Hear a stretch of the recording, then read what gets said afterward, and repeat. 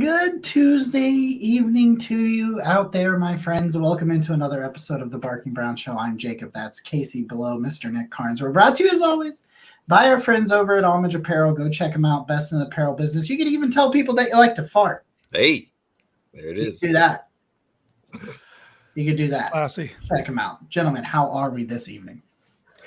Doing good, man. Doing good. We got beautiful weather. Heard you guys are under tornado watch up there. T's and P's for you, my gentlemen. We are. We're waiting for it's the calm before the storm.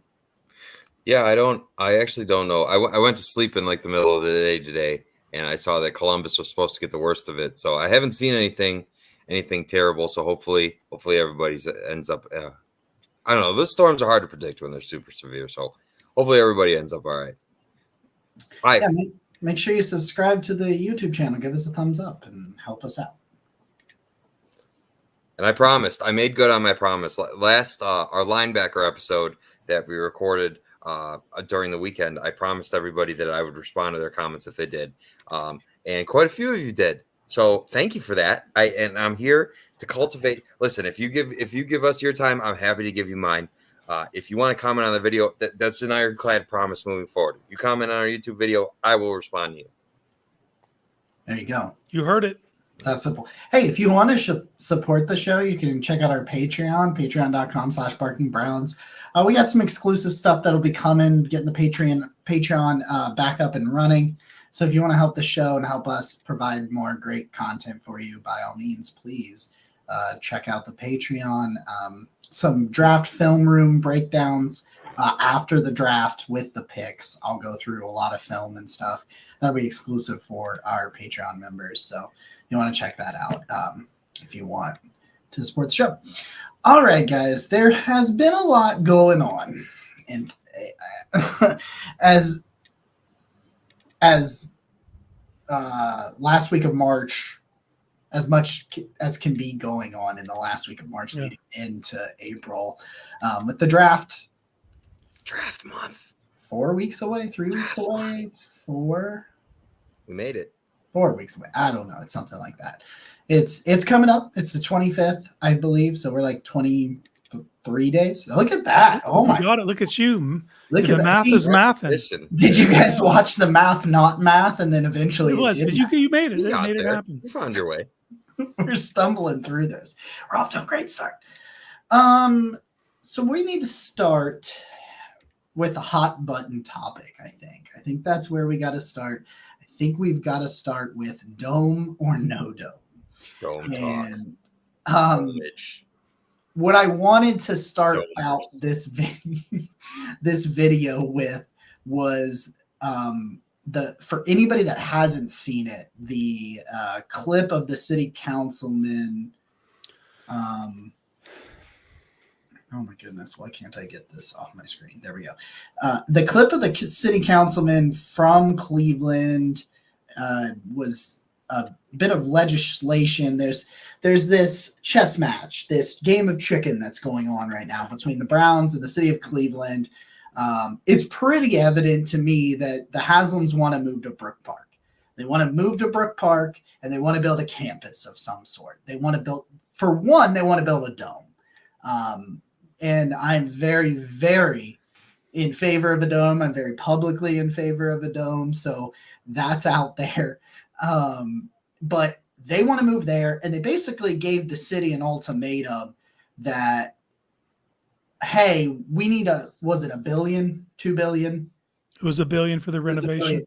So they were like, if we're going to stay in Cleveland Browns Stadium, we need $1 billion to renovate it. We want some of that to be from the taxpayers, from the city of Cleveland, that sort of thing. Or we're going to build a stadium that costs 3 or 4 times that in Brook Park with a dome. And so the city of Cleveland kind of responded. Brian Casey, a city councilman, I'm going to play the clip here, courtesy of 92.3 The Fan. Daryl Ryder actually tweeted this particular clip about it.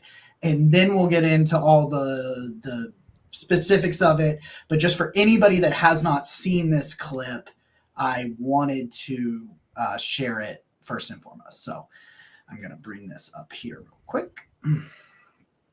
I always bookmark these things because otherwise it'll come to time for the show and I'll totally forget them. Okay. What this basically does, ladies and gentlemen, is ensures that the Cleveland Browns have to go through the legal process of leaving the city of Cleveland, whether they want to move the team to Timbuktu or whether they want to move them to Brook Park or to Lakewood or to any other state. They have to go before the city, Cleveland City Council, ask for permission to leave that team or to move the team, or they have to give us 6 months notice and offer to put the team up for sale. We're hoping that the latter does not happen. However, this is going to ensure that the Cleveland Browns are going to be a part of the legislative process, and the Cleveland City Council is going to have a say-so in that. I think we should have already been involved. I think we should be part of the process. As of right now, we're not privy to anything. These are the Cleveland Browns, and I stand by the Cleveland Browns.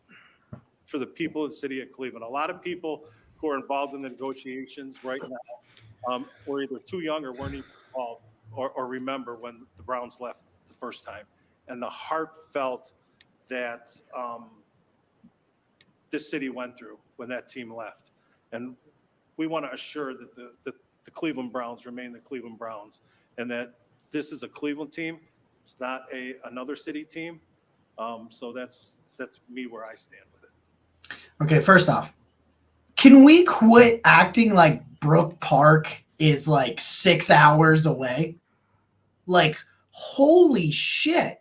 They're talking about moving the team 15 minutes from where they currently sit, and this dude's legitimately compared it to them going to Baltimore. What the fuck? Like, listen. If you have a strong stance on this and I don't have any skin in the game, man. Like, I'm not in Cleveland. The difference between Cleveland and Brook Park is going to make no difference to a guy like me. So if you want them to be in downtown, and I know, Nick, you would prefer them to stay in downtown, that's okay. I'm not in any way going to poo-poo that or say you're dumb. I'm not going to do any of that because I get that aspect of it. But can we, at minimum, quit acting like you're moving the team again? He legitimately was like Brook Park, Lakewood, or some other state. Those things are not states. They're suburbs of Cleveland, for fuck's sake. And I just thought it was absolutely ludicrous the way they tried to form this. And it just really felt like grasping at straws. And maybe I'm way out of line on this, but that's kind of where I am, at least with that piece of it. Go ahead. Good. I see you, Nick. I see you want to go. Well, okay. So I acknowledge Brook Park's not far from Cleveland, and I'm not saying it is, right? But there seems to be this prevailing belief that people are still going to go downtown for Browns games, despite them being in Brook Park. And that just doesn't make any sense to me. I don't understand. Like, my whole belief around this thing is just that Cleveland is a majority city of suburbanites, right? You're talking about a city of like a little over 300,000 people, but in a geographic area of over 2 million, right? So the majority of your people are not downtown to begin with. And I don't understand the thinking that people are still going to go. Like, the Muni lot is not. Why would people go there? Why would people go? Like, there's huge parties on West 6th and East 4th and East 9th, and all these bars get filled up because people go downtown because that's where the Browns are. And if the Haslams build the whole village that they want to, which I fully expect them to do, but let me just say this. This is my white flag. I've accepted that the Browns are going to Brook Park. Okay. I accept it. Fine. But I'm just saying, when the city councilman is talking about the Browns being so far away, I think where that mentality comes from is he believes, very similarly to how I believe, that people are not going downtown if the Browns are not there, right? At least not in any significant number like they do now. And when the majority of the population isn't downtown to begin with, those people being down there really matter to all the businesses and the economy there. So from my perspective, I understand that it's not that far away. I get that. But just not having that reason to go downtown anymore, especially because the Browns, more than the other two teams, draw people from farther away.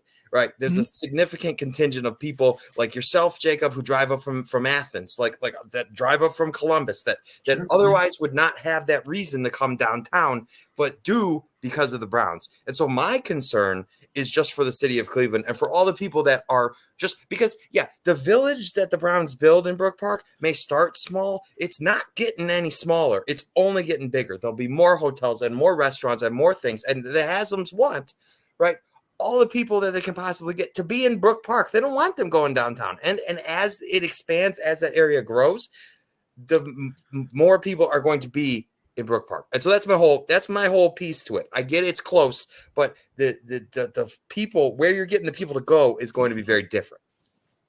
Yeah, sure. I'm not arguing with that at all. I just thought I thought that it was one of those things where they just kind of had to be a little bit dramatic in their statement. That's what I thought that was. And for that reason, I was like, whatever. But I get that. And that's exactly why, like I was saying, I don't have skin in game from that aspect of it. Yeah. It doesn't make a damn difference to me. Like most of the time I'm going to be at home anyway. Well, a couple things. You said it's only 15 minutes away. Not right after the Browns game. It's not. It's about an hour and a half for you to get from downtown to Brook Park. If you're leaving a Browns game, it's about an hour and a half. That's the logistical nightmare part of this. There is no easy way in and out because of where they built the stadium to begin with. It is pigeonholed. You have a lake behind it. You only have two ways you can approach it. On the way there, those streets close at like 10:30 in the morning. They built it. It was built to – this is a flawed part of the whole understanding of how the stadium would work because there is no room for growth there. It is what it is. And if they can't put a dome on it, which they're saying they can't, that $1 billion, not getting you a dome. So I don't know what that $1 billion is going for that's really going to matter at the end of the day. Obviously, here's the thing about it being on the lake. It's always been on the lake, and I guess we've always had it there, so that's the way it needs to be. The season, when the Browns won the championship in 1964, December 27th was the end of the season. You know, that's buddy. And I'm sure it wasn't warm then. Now it goes into February. And if we want to host a AFC championship game, we can all agree upon that. That is going to be in terrible weather at best conditions. So there's no point even remodeling the stadium if it's not going to have a dome. Agreed. None. And the big thing is, and they pushed for this years ago, and it never got off the ground. Build a fucking land bridge. You have to make it more accessible. If you make it more accessible, I don't think we're having all these conversations. The fact that it's inaccessible, the fact that it's weather affected, it's 2024, man. They need a dome. Every northern team should be playing in a dome. The Bills are redoing a stadium without a dome. They're going to regret that. I promise you. They're going to have games canceled that have to be played elsewhere, and then you just flat out lose home games altogether. You don't like fans crowdsourcing, shoveling snow?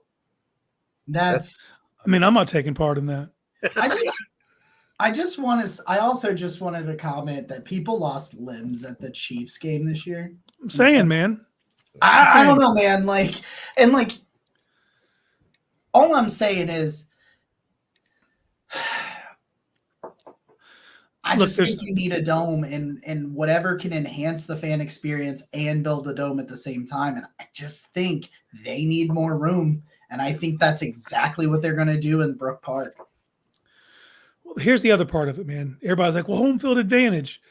Dude, the weather's not the home field advantage. The fans are the home field advantage. The fans are. In a dome. Do you know what I'm saying?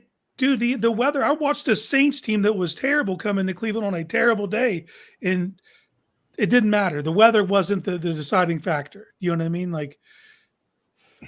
And it sucks. It does, man. Like, as a kid driving into downtown at the old municipal stadium, you know what I mean? That meant a lot to me as a kid. But I can't take my kid to a game in negative 30 degrees. Yeah. You know what I mean? You can't do it, man. They have If they could put a dome on where they're at and build a land bridge, I think we'd be okay. But they're not going to do those two things, man. They're just not going to. And just the note about the legislative thing, that was them saying that they're not going to be allowed to leave until their lease is up.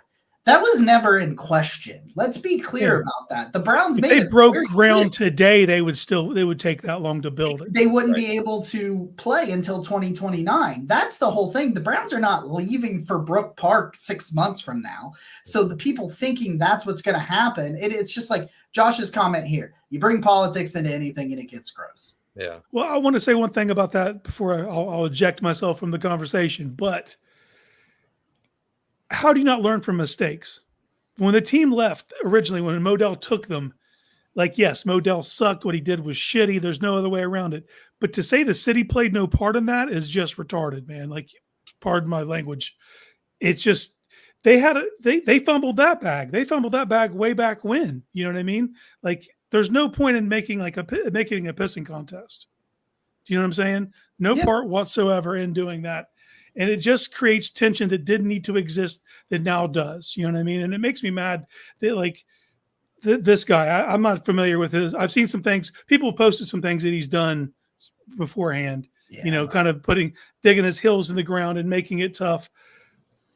They don't need to do this, man. There's an amicable way to do this. They don't need to create friction where there is no friction. And Haslam's not, this isn't a gunpoint scenario, but people are going to make it like that. Now it's going to be like, well, they're saying this, and there's got to be a way to come together and do something that everyone can agree upon. But the problem is it's going to be A or B, and I think Brook Park's going to win. I just think eventually that's where they're going to end up. And again, pardon my language earlier, I get fired up, boys.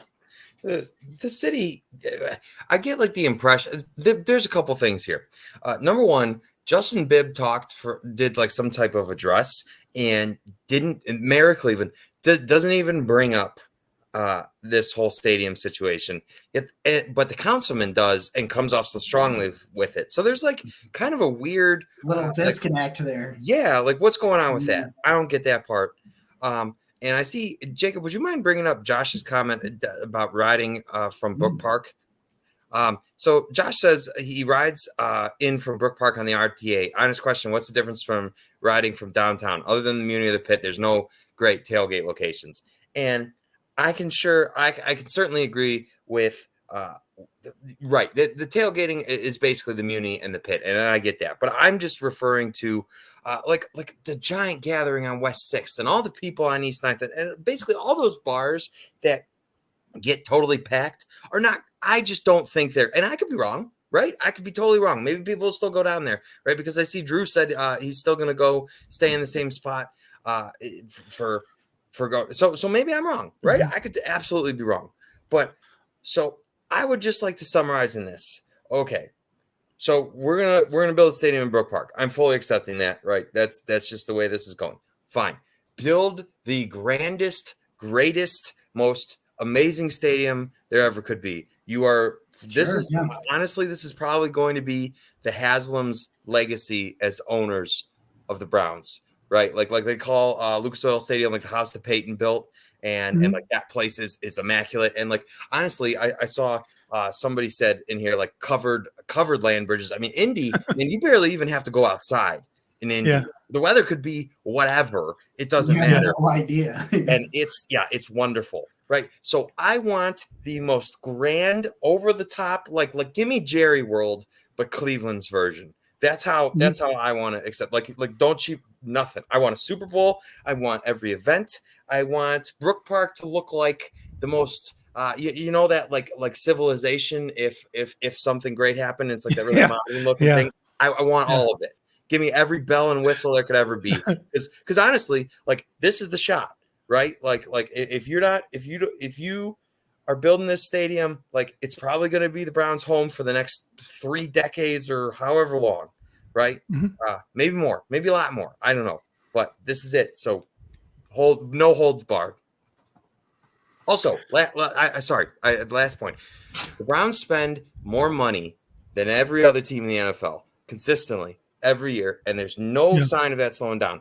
So in theory, if you are putting the most talent onto the field every week, because you're spending the most money, you're getting the most players. You should want them to play in the most optimal football conditions possible. Like the whole like weather thing, it doesn't make any sense to me. Like if I have Josh Allen or if I have Patrick Mahomes, I want him to throw in the easiest situation possible because I trust that guy to just be better, right? So if I have the best players, I want him to have the easiest time. No weather. I don't want grapple. Do you remember that? Whatever grapple is, or like lightning. Whatever. No, I do away with it. Okay. Sorry. Here's the other thing that you brought up, and it is true to a degree. There will be people that go downtown who have been going downtown for years to watch in bars that didn't go to the games anyway. They would just meet and have the same watering hole. That'll still exist, but it won't be the 60,000 people that descend all at once. Yeah. Like that. That is true. And there will still be some people, but it won't be what it was downtown. So that does hurt businesses. There is that aspect of it. There's no getting around that. I hope if the Brown Stadium isn't going to be there, I hope they do finally do something with the waterfront because Cleveland is sorely lacking. And this would be like if you don't have the Brown Stadium there anymore, you got some room to do something fun and give people a reason to go hang out down there. I agree. Moving on. Let's talk about a signing that was made. Let's go. Mainly because Casey's got a conspiracy theory that he's going to share. I think it's real. I don't think it's conspiracy. It's a conspiracy theory until it happens. No, dog, wait. It doesn't Casey had it first. Start the hashtags. Yeah, that's fine. Hashtag Casey had it first. I have no problem with that, but it remains a conspiracy theory until it happens. It's just like set me up. I don't make the rules, I don't make the rules. So the Browns bring back Cleveland native Justin Hardee. Cornerback. He's really a special teams guy. He actually has not played a defensive snap since 2021. That's wild to me that a dude doesn't play a single snap. Because, look at Mike Ford. You know what I mean? Look at Matt Adams. And I know the Browns had a lot of injuries last year, and that had a lot to do. But, special teamers get 20, 50 snaps. So the fact that in 2022 and 2023 he didn't, just is kind of crazy to me. That's not a knock on him because you signed him to be a special teamer.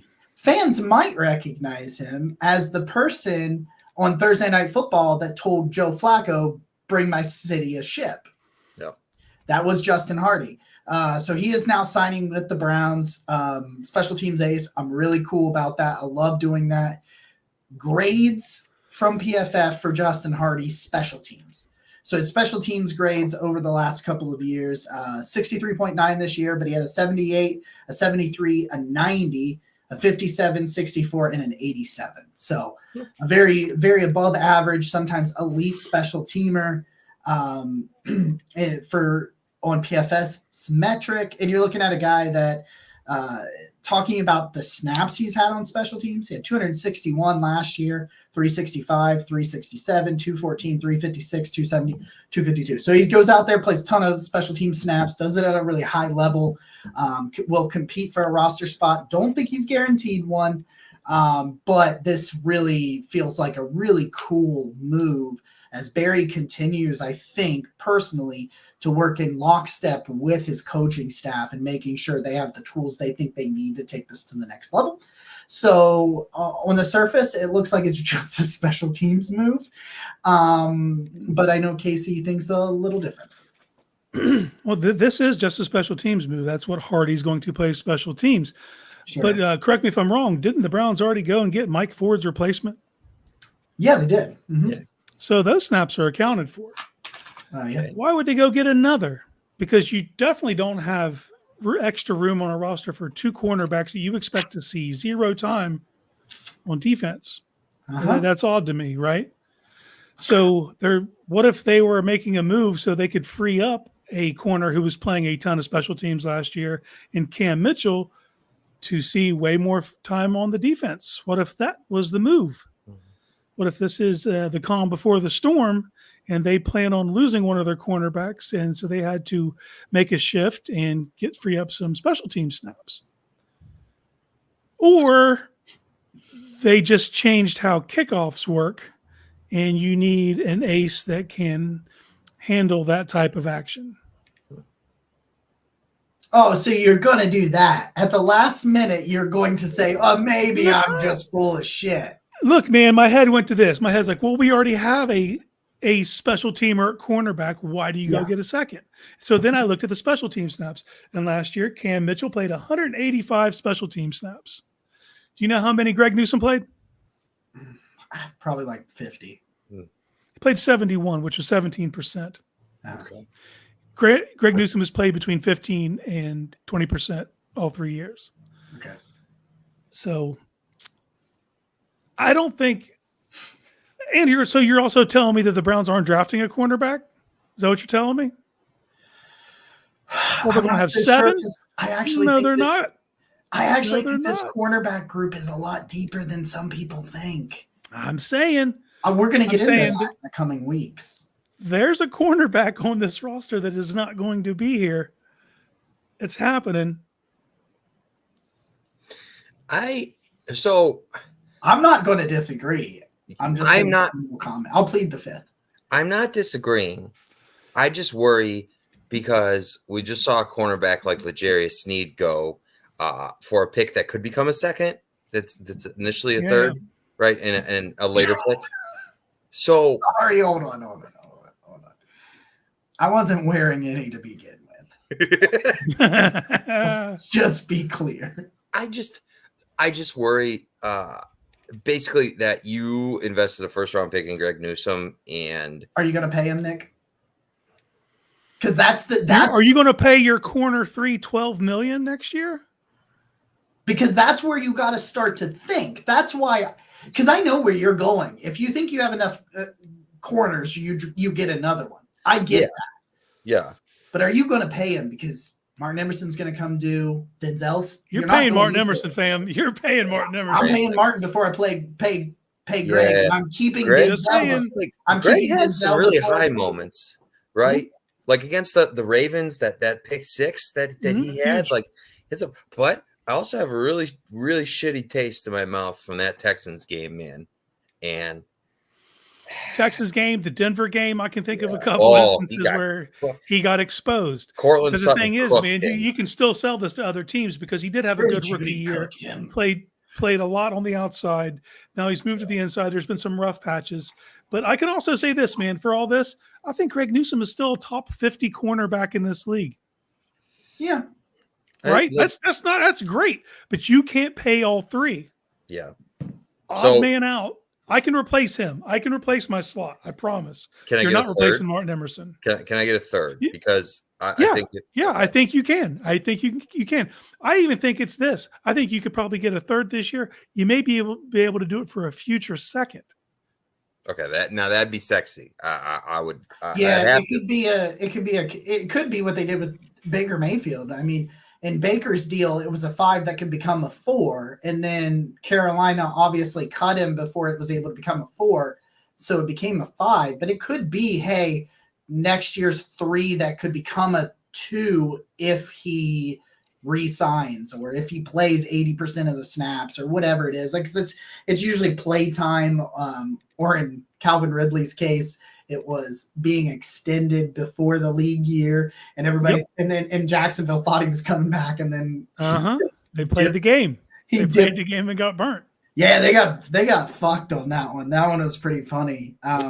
They gave up a second, right? A second. That's a third because he didn't re-sign. Okay, so they gave up a 3rd round pick. They had to sit on Ridley that whole year, right? No, they traded him like during something like that. Yeah. And then he was there for a year. To him during the year he was suspended. Yeah, during the year he was suspended is when he got traded there. Yes, but so then he gave him a season and he left. Yeah. Like Andrew Berry gets so many more years out of all these guys he trades for than the Jaguars and that's such a piece of the value. But I just want to say about Justin Hardee. I could really, like Jacob, you said that it shows Andrew Berry's in lockstep with his coaches. And I love that, right? Because this is certainly a new thing. Ever since Bubba Ventrone got to town, the Browns have been prioritizing like getting specifically special teamers. And I love that the GM is showing that he cares and listens to the wants of the coaches. Love that. And if I'm not mistaken, Hardee was a captain with the Jets, which is like, I love that from him. Getting that type of, they get a lot of guys that have been known for leadership. That's really good, right? Especially when you're emphasizing culture.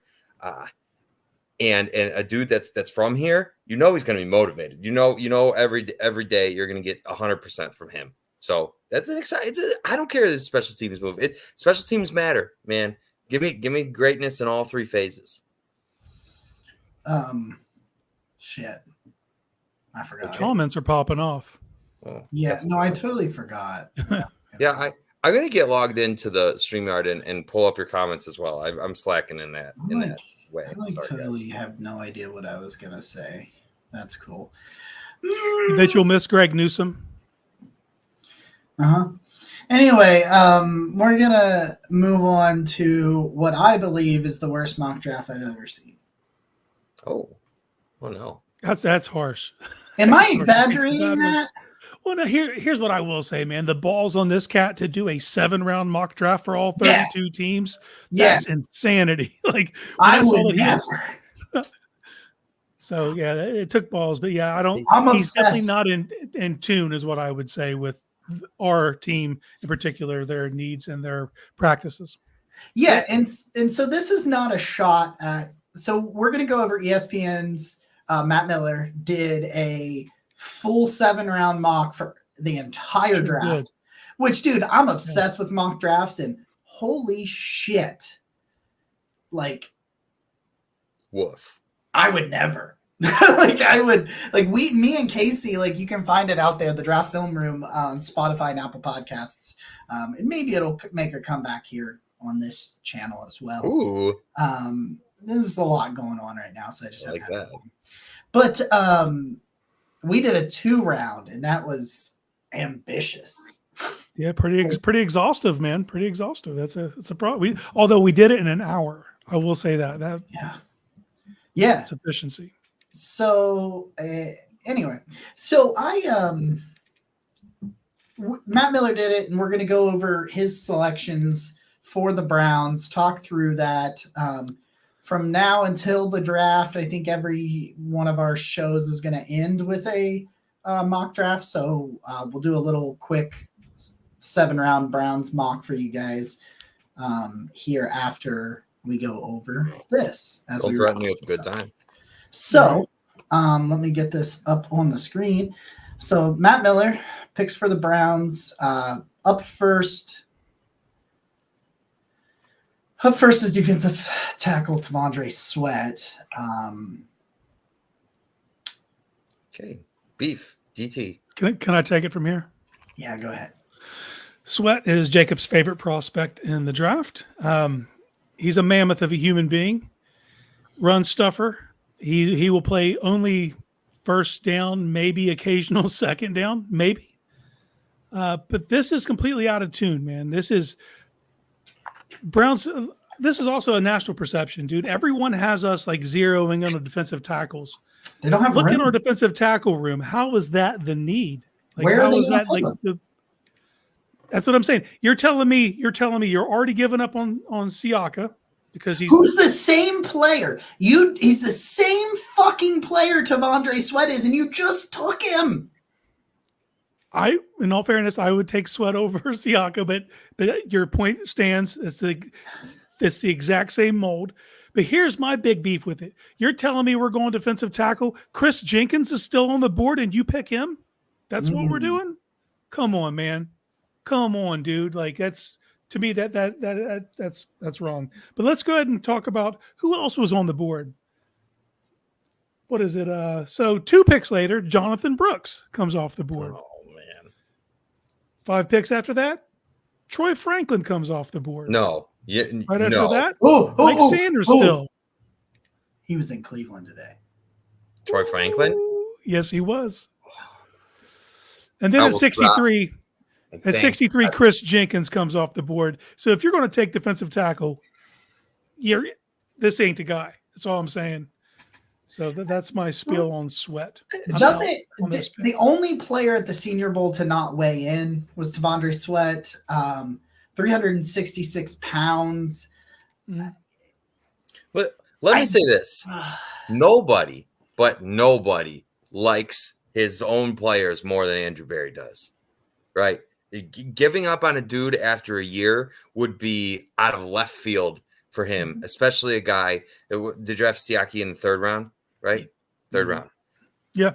That would be out of left field. That would be completely out of character. They would have to have such a low opinion. Like they kept Tommy Togiai for multiple years, right? Facts. They would have to have Right. such a low opinion of Siaki Ika to put themselves in that position where one of these guys get, and so then you're talking about in back-to-back. I'd rather the guy that already has a year in your system.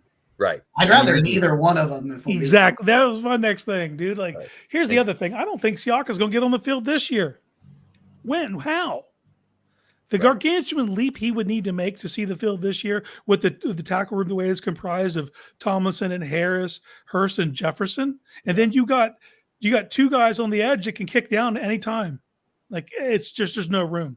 I don't see that people thinking we need that position. And like almost say. Entering last year, there were questions. We were like, well, can Mo Hurst get his career going in the right direction? And like, how is Shelby Harris? Like, does he still have a lot in the tank? Well, you committed to 2 years to Shelby Harris, and you just saw Mo Hurst. If not for injury, he was just lighting the world on. Honestly, he was lighting the world on fire. He was really having a career renaissance to me.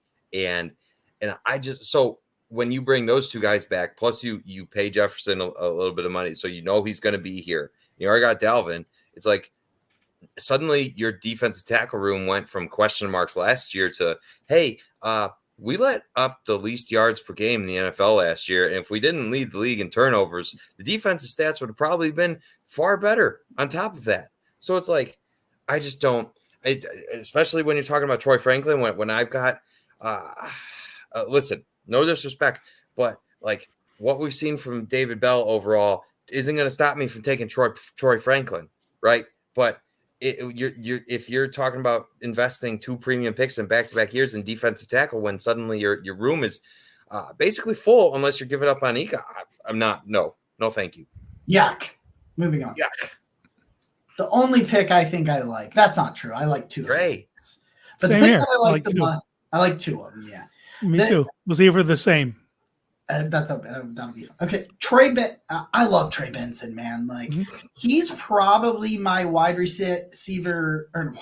my running back 3 in this class. Probably Jonathan Brooks and Jalen Wright, 1 and 2. Flip those 2 and you got me. I got Brooks, Benson, and then Wright. But yes. Okay. Yep. And I can totally see how you do that. I had Trey Benson running back 1 for a while. And I ended up putting Jonathan Brooks back up there. But the only reason, again, it comes to who you cutting. Like, because you got 4 dudes on that, and I get it. There is a very, very – the likelihood that Nick Chubb starts on PUP is very high.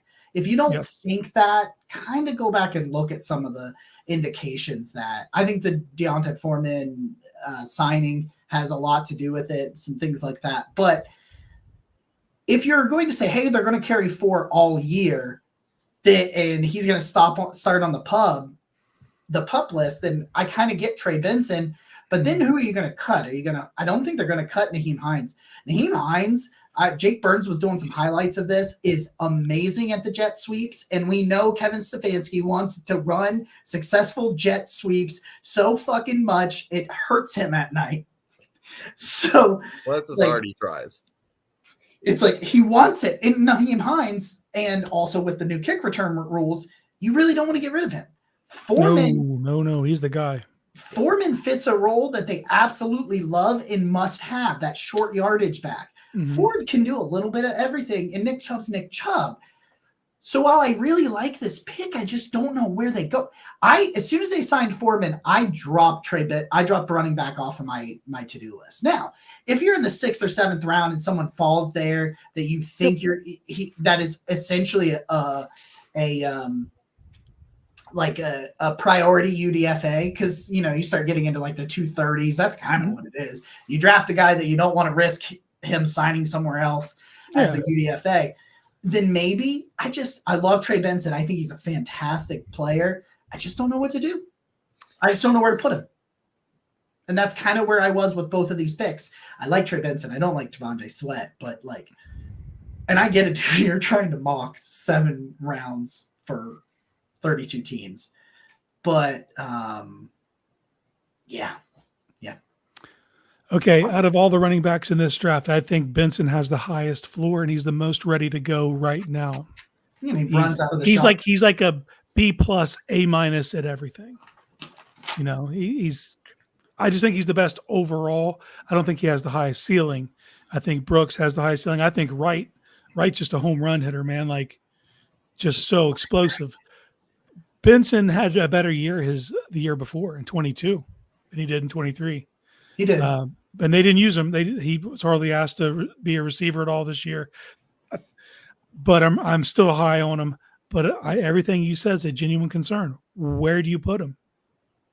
You know what I mean? Like, here's the other problem. Yes, I would rather have Benson than Ford. I don't think the coaching staff's done with Ford by any stretch.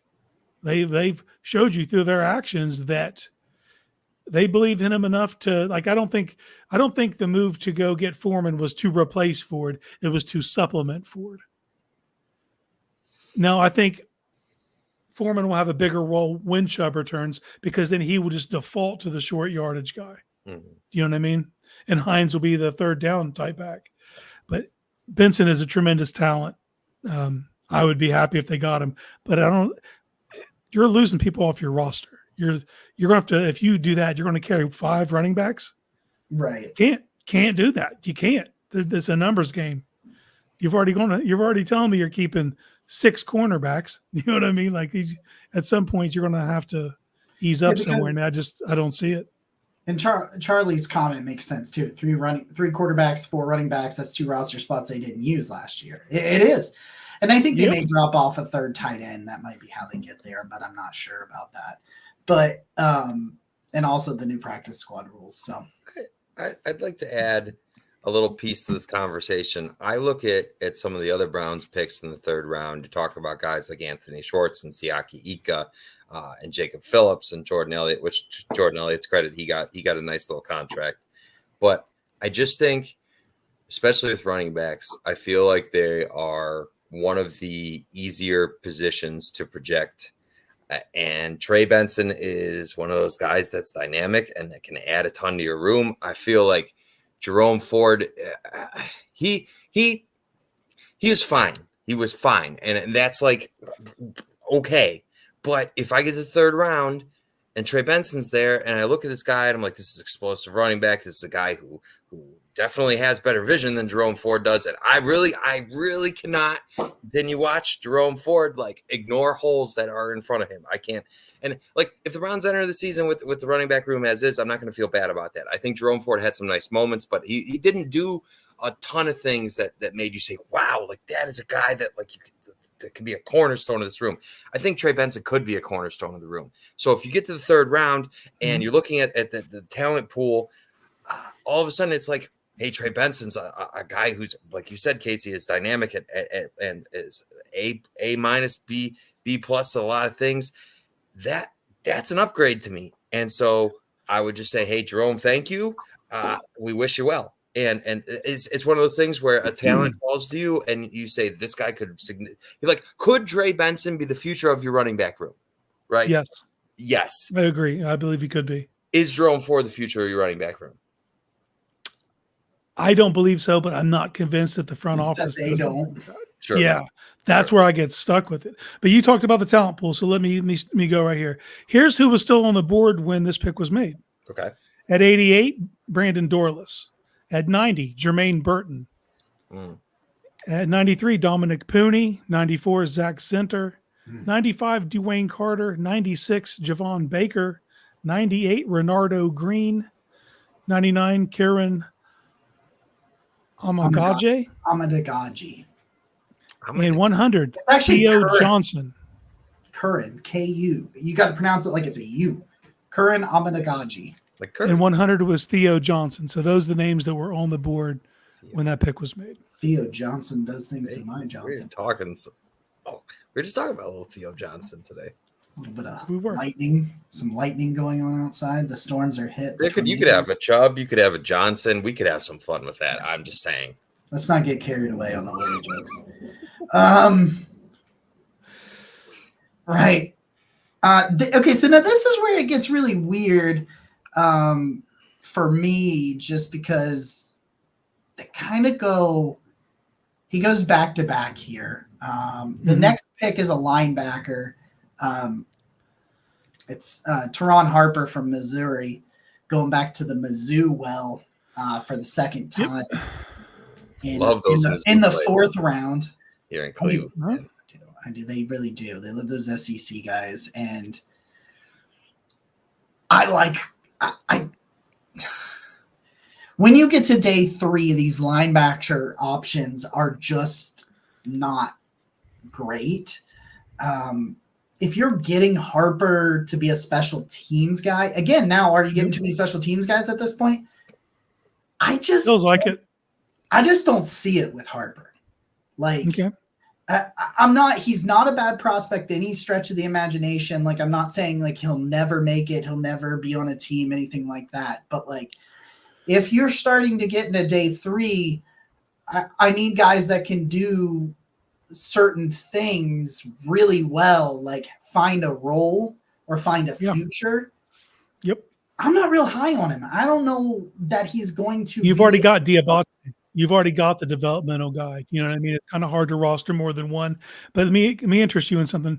Would you have rather had Cedric Gray at that spot? Because he was still on the board, Jacob. 1,000,000%. Because Gray does something well. Yep. And the next pick on this was actually Isaac Garindo, which I would have definitely taken, and I would have probably for the previous pick, I would have been cool with Jermaine Burton, Dominic Pooney, Dorless, several of those options, and then get your running back later. But give me Dominic Pooney right the fuck now. Right? Let's motor through the rest of this draft so I can draft Dominic Pooney. All right. Next up on the board. Nick, I don't care about your thoughts. Next up on the board. Jermaine Burton. Right? You're not going to get arguments out of me. They go linebacker again. With a linebacker I would have rather had than Hopper around later. I would rather have Nathaniel Watson easily than Hopper. I almost wonder if he forgot that he took a linebacker for them to pick. You're doing a draft for all 17 or all 20, all 32, all 7 rounds. That's hard to keep track of. I wouldn't be able to. I wouldn't attempt such buffoonery. Nick, any thoughts?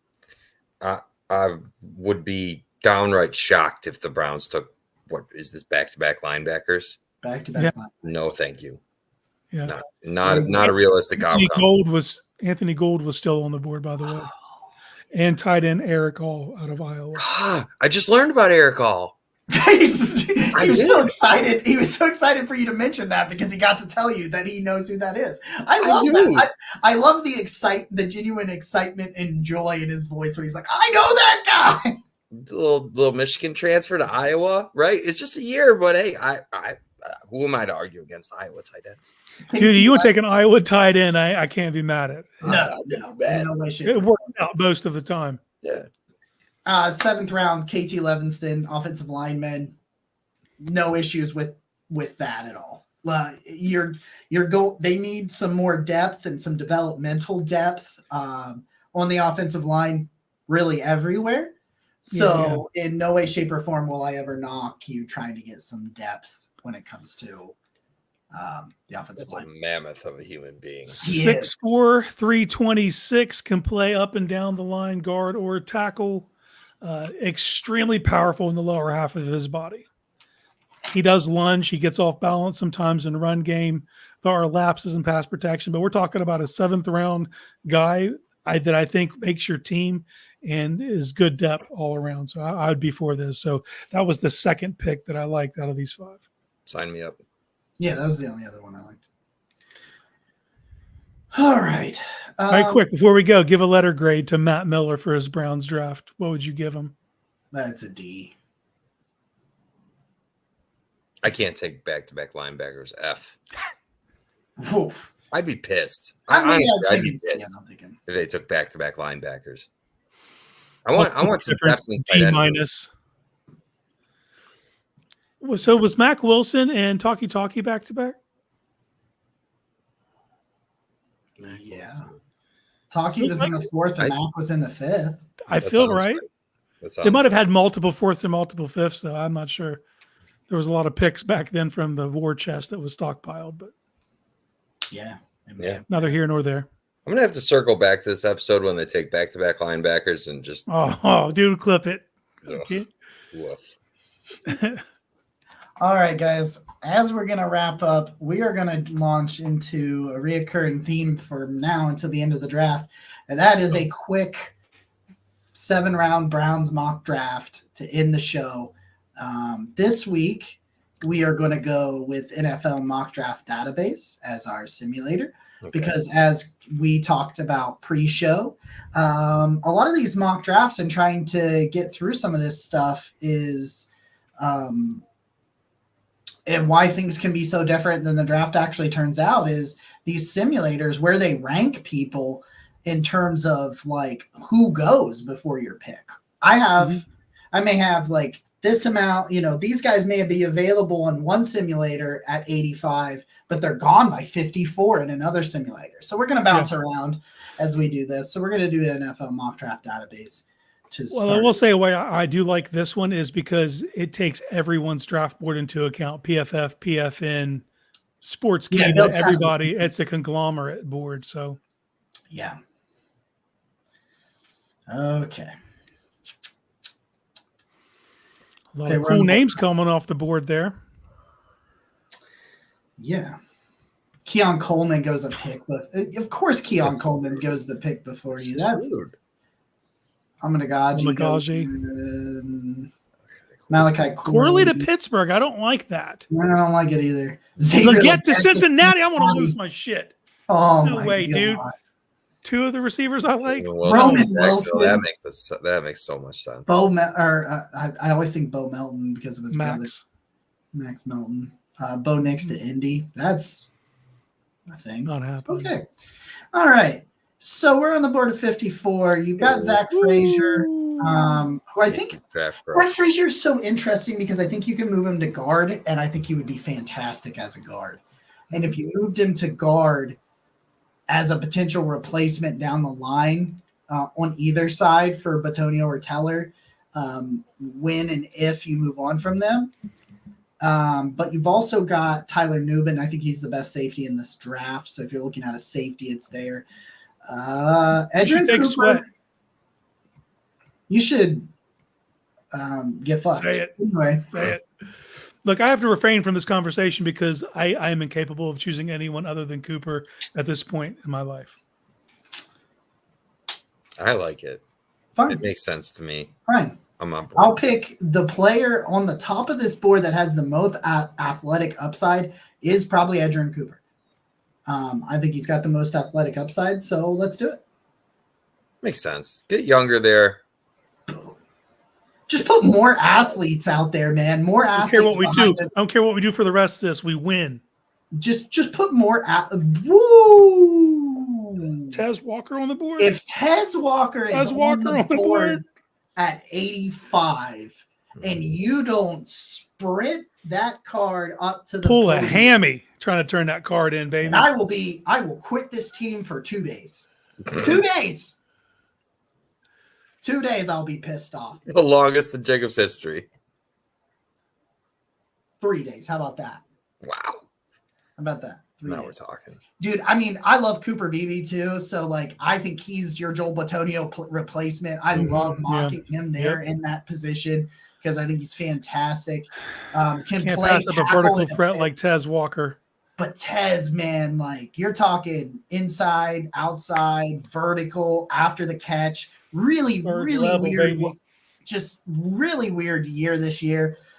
But you're balancing out some big contracts at skill positions by also getting cheap around them with young players.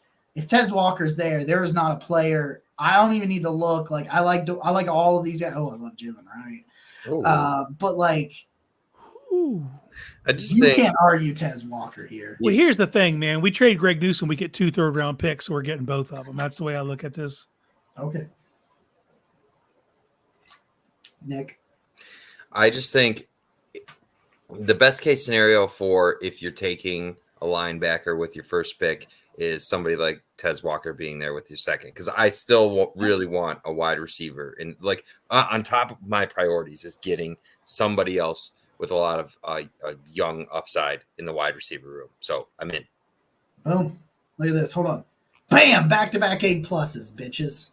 Let's go. All right. Pooney. I saw Pooney came off the board.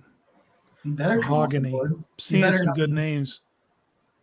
Theo Here's the Johnson. problem, man. When we do trade Greg Newsome and we get that third round pick, will be because this drop from 85 to 156 is brutal. You see a lot of quality players come off the board. I was like, I saw Theo Johnson like hanging around for a while, and I'm like, come on. He doesn't fall. Interesting. I like Christian Jones. Yeah. Hey, there we go. Look at us. Yeah, I like Christian Jones. I like You've already Muhammad got wide Kamara. receiver. Yeah. Like Mo Kamara, but are you ready to walk from Isaiah McGuire? I don't think you are. Yeah. Roger Roger Rosenstein. Rosengarten. I'd be in. I on said it. Rosenstein. I was looking at something else. Tommy Eichenberg. Well, you already went linebacker. We already went linebacker. I also like Sione Vaikai, man. Yeah, Vaikai is really fun if you want defensive back. Nick, where would you go? Would you go offensive line? Would you go defensive back? Is there a position we haven't looked at you want to look at? I think Christian Jones. It wouldn't surprise me at all if the Browns continue. Like, they've drafted an offensive lineman pretty consistently, and that would make a lot of sense. I have not learned deeply about the tackles yet, but if you're both on board with Christian Jones, I fully support getting a tackle. So Christian Jones was Texas's starting right tackle the last 2 years, but he was their starting left tackle in 2021. So You're talking about a guy in the 5th round that has played on both sides of the line that you can kind of groom to be your future swing tackle. I think that's where he lines up. Right, because James Hudson is not your future swing tackle, so we need a new one. Christ, I hope not. Oh, an A? You couldn't give me a plus for that one? Dick. We're really nailing it. This is going to be – we're going to put this mock draft out on the Barking Browns account and see what the people think. Kelly likes Jones. Good to hear. Good to hear. I do. I like Jones. I think it's a good move. I don't care about your trades. Okay. Dude, James Williams is like 6'4" and 230. Am I wrong? I believe that's right. I think he still ran like a 4.5 or something. He's not fast, but the dude is huge at safety. It'd be quite a camp battle. I like Bo Braid. Yeah, 6'5", 220 is what he's listed at, but I think he came in bigger than that. My guy's huge. I like Bo Braid. What else we got on here? Oh, Bordellini. We've already went offensive line, though. I do like Bordellini, though. I think he's more of on the yeah. Just the tip. Just the tip is right there. Just the tip. I want a tight end. I want one. I'd like to see. Let's bring up and just see what it looks like. I like Wiley, though, too. You like Wiley. I like Tanner McLaughlin a lot better than a lot of people do. I got to be honest, I'm not familiar with his game. Spanford's a big dude. I'm in on Wiley and Tip.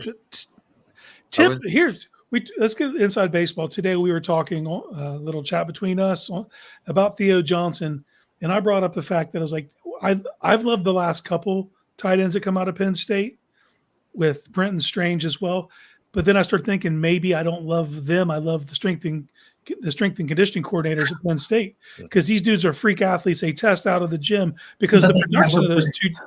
Yeah, there's no production that we're basing this on, but the athletic profile, you're like, wow, Tip is the exact same. The athletic profile you look at, you're like, dude, that is top shelf athleticism, but there's no production backing any of this up. I was listening to a conversation about Dallin Holker today. And so, true story, he would sneak into the Colorado State facility with his wife, and she would feed the jugs machine so that he could practice. He got caught and was going to be charged with trespassing until they realized that he was on the team. Yeah, they did this. I'm okay with like that's a guy I want in my room. Like, I'm good with that. Do we want to do that? Do we want to go that route? Can we deny the tip? There's a ton of good tight end options here. I think that's the moral of this story. So I think it's choose whatever tight ends you want. Yeah, but to get this far in the draft and have this many quality tight ends, I think it's something to think about. Tip me. I had to do it. And an A. Look at us. We're going right through here. Here we go. Miles Cole. Oh, I don't hate that at all. I don't hate JT Bertrand either. We've already got a linebacker, but I like him. Anthony Gold, man. Just like get spicy and take Anthony Gold. Julian Pearl did theirs. I know. Oh. I'd rather have Jordan Jefferson than Tavondre Sweat, and he's available in the 7th. Yeah, that kind of tells you. But it's how crazy is that? Andrew Ray, he's more of a center. Johnny Dixon. I don't hate Johnny Dixon. I'm like warm on him, but the dancing bear at 212 down there, Garrett Greenfield, I'd be all over that. Yeah, I already went offensive tackle. Yeah, I know we can't, but I'm just saying. Where do we go? That's a great question, man.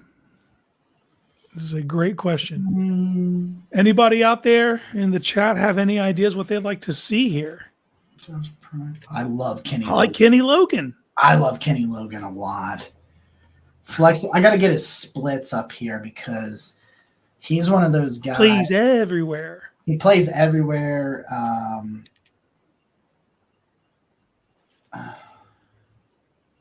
Josh going homer.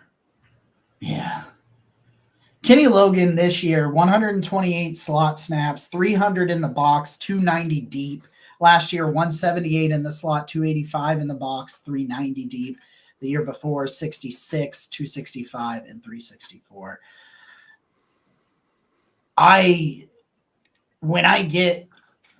looking for some specific things when I get this late in a draft, and a guy that has consistently played all over the field at a position where you've got a guy like Rodney McLeod.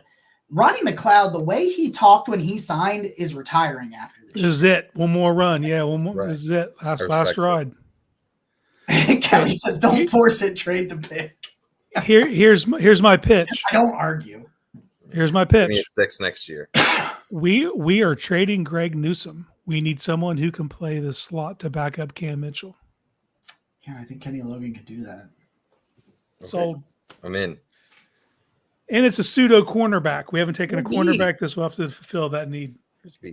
We got There is this week's mock draft. Can you save that, Jacob? Because we got to put it out for the people to vote on.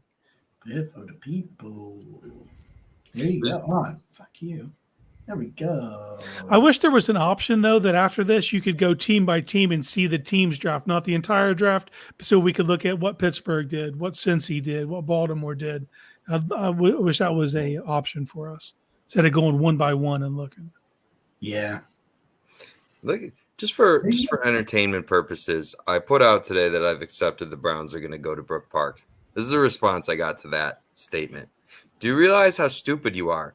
Do you think we could get you to take an IQ test? If you score about a 98, I'll publicly cut my balls off in Cleveland Browns Stadium. My God, please take an IQ test, Nick. Because I said the Browns were going to go to Brook Park. What? Hello? What? You've got to do it. What is the internet, man? I don't screenshot, save it. That's the tweet of the day. I'm gonna start. So I get some wild. I don't have words for that. I'm gonna start giving you guys a tweet of the day, a response of the day.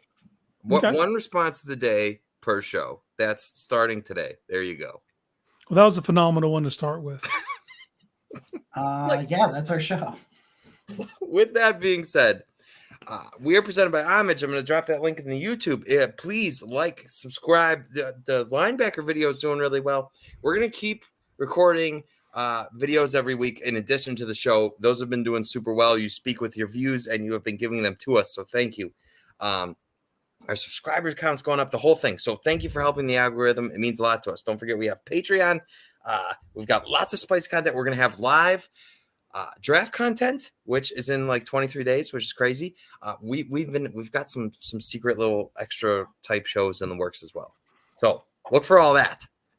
With that being said, and please weigh in on the mock drafts, because we're going to post from the Barking Browns account, and that's going up too. So thank you. All the support you guys means the world to us. With that being said, this has been an episode of the Barking Browns Show. I'm Nick. That's Jacob. He's Casey. Go Browns. Ask me who I am. Ask me who I am. Who are you? I'm vengeance.